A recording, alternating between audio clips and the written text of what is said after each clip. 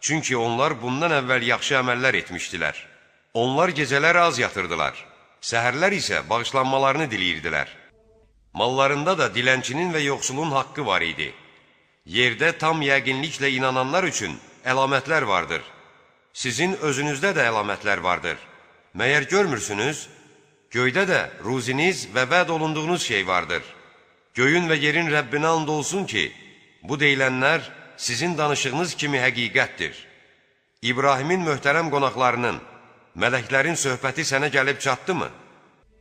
Onlar İbrahimin yanına gəlib salam verdikdə, İbrahim salamı alıb öz-özünə, bunlar tanımadığım kimsələrdir, dedi. O, ailəsinin yanına getdi və bir buzov kəsib qızardaraq gətirdi. Onu qonaqların qabağına qoyub, bəlkə yiyəsiniz dedikdə, onlardan qorxuya düşdü.